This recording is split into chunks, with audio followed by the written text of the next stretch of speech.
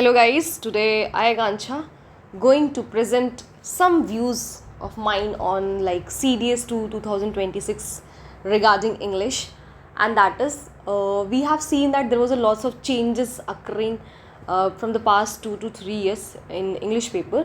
हम देख रहे हैं कि बहुत से चेंजेस हो रहे हैं. रीज़न बीइंग थोड़ा कट ऑफ भी इससे कम जा रहा है ना, और डिफ़िकल्टी लेवल्स बढ़ रही हैं. But there are certain things which are same in every examination, और वो आती रहती हैं.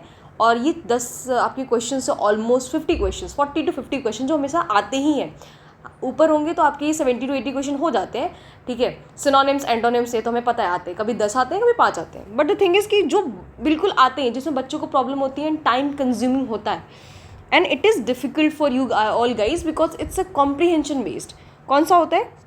दैट इज़ PQRS, जो हमेशा 10 क्वेश्चन आते ही हैं. It is quite easier for students. S1 S6 ये भी 10 होते हैं. आपका कॉम्प्रीहेंशन, ठीक है, और ये भी 10 होते हैं. क्लोज टेस्ट एक बार मिस किया था आई गेस इन 2025 के फर्स्ट पेपर में, अदरवाइज क्लोज टेस्ट भी आता ही है. ठीक है, और आपका पार्ट्स ऑफ स्पीच, ये आपके 50 क्वेश्चन जो है ना, ये फिक्स होते हैं, हमेशा आते हैं. आपने भी नोटिस किया होगा, ये आते ही हैं. चेंजेस कहाँ होते हैं? आपके सिनोनिम्स कभी 5 दे देंगे, कभी 10 देंगे. एंटोनिम्स कभी 5 कभी 10. फॉरेन वर्ड्स हो गए हैं, है ना, वो भी आ रहे हैं आजकल, है ना, 10. या आपके पार्ट्स ऑफ स्पीच में एक और चीज़ें आ गई हैं, मैज़ो कॉलम के फॉर्म में आ गया है, and you have to just match. वो वाला भी क्वाइट ईजियर है. आई कंसिडर कि वो ज़्यादा ईजियर है as consider to be the statement one. I will also teach you उसके ट्रिक्स और टेक्निक्स कैसे होते हैं सॉल्व करने के. ठीक है, नाउ हम इसमें देखेंगे PQRS, इसके ट्रिक्स कैसे होते हैं, इसको कैसे मैम सॉल्व करें. ठीक है, पहली बात, अगर आपको ये अपना स्ट्रॉन्ग करना है ना, इसके लिए आपको मैंने बैच में बोला था, आपको पढ़ना पड़ेगा. Read read read. जितना आप रीडिंग करोगे, जितना आप कॉम्प्रिहेंड चीज़ों को करोगे, उतना आपके लिए एग्ज़ाम में इफ़ेक्टिवली इसको करना इजी होगा. आपका 2 घंटे का एग्ज़ाम होता है और आपको 120 क्वेश्चन अटेम्प्ट करने हैं. आप कैसे इफ़ेक्टिवली इसको अटेम्प्ट करोगे? आप अगर पढ़ते हुए यही 50 क्वेश्चन में टाइम लगा दे तो फिर तो हो गया आपका, है ना. And cherry on the top, you also have to fill the OMR, है ना. OMR भी आपको भरना होता है, वो भी गलती नहीं होनी चाहिए, और गलती हो जाती है कभी कभी, इसकी भी प्रैक्टिस आपको करना पड़ेगा.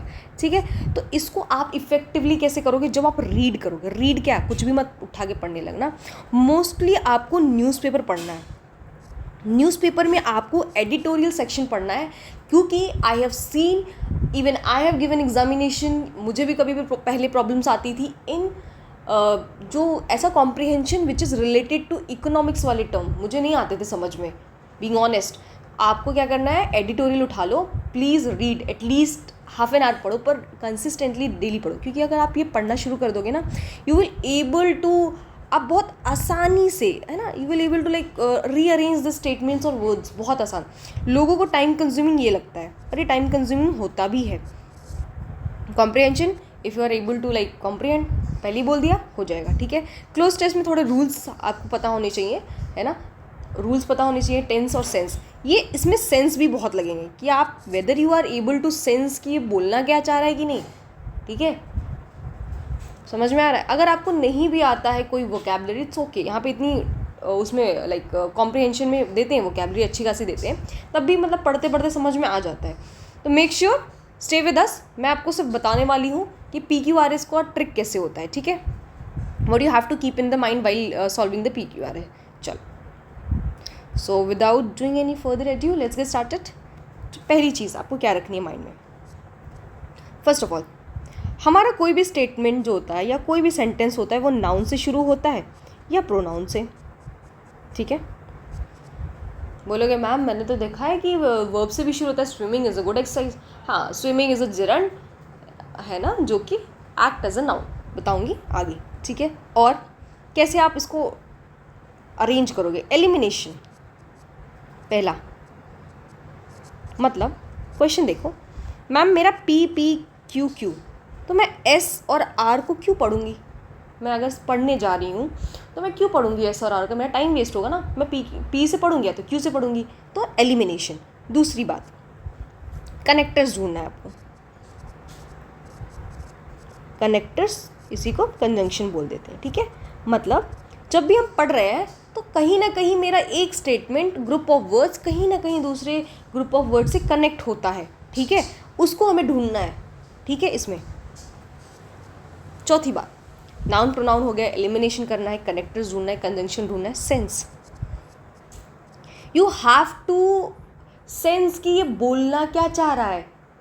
जैसे इंडिया हैज़ बिकम, क्या क्या बन गया इंडिया, ऐसे जब पूछोगे ना क्वेश्चंस, क्या बन गया है, विथ टाइम नहीं, अकाउंटिंग फॉर, हाँ ठीक है, क्या अकाउंटिंग फॉर नहीं, वर्ल्ड लार्जेस्ट एक्सट्रैक्टर बन गया इंडिया, ठीक है। आपको क्वेश्चन भी पूछना है, आपको सेंस करना है कि एक क्वेश्चन क्या पूछना चाह रहा है, ठीक है, समझ में आ रहा है। Now sense, connector, conjunction, elimination, noun pronoun ढूंढना है, और ये भी देखना है कि कौन सा सेंटेंस एंड नहीं होगा। जैसे मैं अगर आपको बताऊं, मैंने एक जगह देखा था, अच्छा, aviation market amongst, amongst is also one of the form of among. तो ये होता है कुछ लोग कुछ चीज़ों के बीच की बात करता है, तो वो किस चीज़ों के बीच की बात कर रहा है, क्यों से मेरा एंड नहीं होगा, ठीक है। वैसे देखो कहीं एंड हो गया, एंड हो गया, है ना। जैसे हाँ, of the Yamuna river and, क्या ये क्यों से कभी एंड होगा, नहीं होगा। ये चीज़ भी आपको ढूंढनी है, क्यों, क्योंकि एंड तो हमारा कनेक्टर होता है मैम, दो चीज़ों को कनेक्ट करता है, तो यहाँ पे एंड के बाद कुछ तो आना चाहिए, तो ये भी चीज़ आपको बहुत ध्यान से देखनी है, ठीक है ना। हम देखते हैं जो हमने ट्रिक यूज़ की मैम इस पर काम कर रहा है कि नहीं, है ना। चलो यही क्वेश्चन देखो 23, ठीक है। अभी क्या करना है मुझे, मैम मुझे पूरा सेंटेंस नहीं पढ़ना है क्योंकि टाइम वेस्ट होगा, ओके मैम। देन क्या करना है, ओके, किससे स्टेटमेंट स्टार्ट हो सकते हैं, मैम ने बताया था नाउन से हो सकता है, प्रोनाउन से, G20 कंट्रीज, हाँ ठीक है।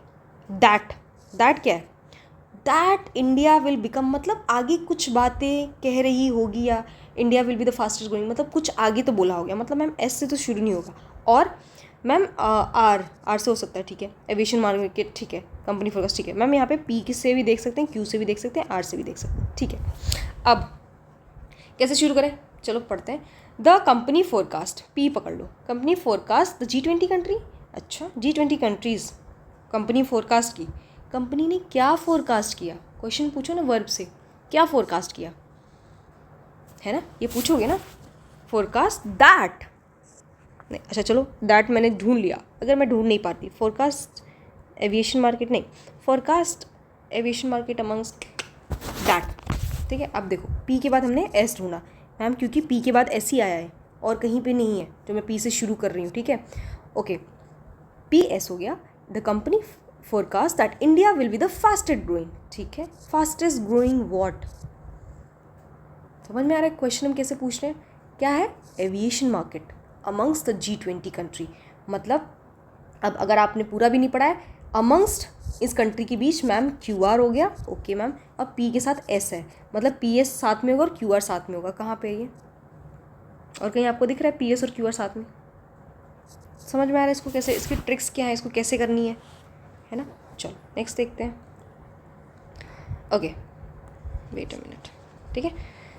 Okay, the second is present existential perils, perils का मतलब होता है पेरिलियस, इसे जब मीन्स डेंजर होता है, ठीक है, कोई भी चीज़ danger, the all over the world the extremes of climate change, okay चलो all over the world the extremes, okay, of the climate change. अब मैम एस से तो शुरू नहीं होगा, एस दिया भी नहीं है, बढ़िया चीज़ है, या तो मैम पी भी दिया है, क्यू भी दिया, आर है, मतलब पी से भी हो सकता है, क्यू से भी हो सकता है, आर से भी हो सकता है। हमने क्या किया, एलिमिनेशन का काम कर लिया। अब ढूंढना है मैम, देखते हैं कि हमारा वो क्या है, लाइक नाउन क्या है, नाउन कैसे पता करोगे, देखो द एक्सट्रीम आया, ठीक है, किसी भी वर्ड के पहले द, ए या एन आ जाए, उसके जो वर्ड उसके जस्ट बाद आया होता है ना, वो नाउन ही होता है, प्रोनाउन भी हो सकता है, ऐसा कुछ नहीं है, ठीक है, नाउन ही होता है। इट इज़ अ डेटरमाइनर, हमने पढ़ा है, बैचलर में पढ़ा है कि what is a determiner, determiner is a form of adjective, बस उसमें क्या होता है, इट डेटरमाइन, इसीलिए उसको अलग कर देते हैं। अलग करने का देखो पूछेगा ना कि मैम डेटरमाइनर है तो फिर उसको एडजेक्टिव से अलग क्यों किया गया, देखो एडजेक्टिव नाउन के बाद भी लग सकता है, नाउन के पहले भी लग सकता है, लेकिन जो डेटरमाइनर्स होते हैं ना वो ऑलवेज, हमेशा याद रखना, नाउन के पहले ही आएंगे। जैसे हमारे डेटरमाइनर्स सम होते हैं मैम, सम, एनी, ईच, एवरी, अगर इट एक्ट एज अ डेटरमाइनर, ये हमेशा नाउन के पहले आएगा, ठीक है। कभी भी आपको सेंटेंस में नाउन ढूंढना है ना, आर्टिकल ढूंढ लो, आराम से मिल जाएगा। हाँ मैम तो यहाँ पे द आया है, तो मैम ये वाला तो नाउन हो गया, ये एक्सट्रीम्स, ठीक है। और नाउन कैसे पता चलता है, ये आपको पार्ट्स ऑफ स्पीच में भी काम आएगा। जिस भी वर्ड में एस और ई एस लगाओ, ठीक है। अब बोलोगे मैम वर्ब में भी तो लगा होता है, हाँ लगा रहता है, ठीक है। तो ये मैं एक तरीका बता रही हूँ। जैसे यहाँ इसके बाद क्या है मैम, नाउन ही आएगा क्योंकि आर्टिकल है और इसमें एस और ई एस भी लगा है, तो हमारा क्या हो रहा है, हमने अपने आप को जस्टिफाई कर दिया कि हाँ दोनों सिचुएशन मैच हो रही है, ठीक है। ठीक है मैम, आर से शुरू होगा, क्यू से होगा एस। अब all over the world, ma'am all over the world से भी हो सकता है ना, हाँ कि ऑल ओवर द वर्ल्ड में कुछ हुआ है, ठीक है, क्यू से भी हो सकता है, ओके। प्रेजेंट एग्जिस्टेंशियल पैरेलल या डेंजर, ठीक है। अब चलो पढ़ते हैं, पी से पढ़ते हैं, ठीक है। Present existential perils, okay, the extremes, okay, all over the world. ये थोड़ा ना डिसअरेंज सा लग रहा है, ठीक है। पी पहले पढ़ोगे फिर आर पढ़ोगे, ठीक है।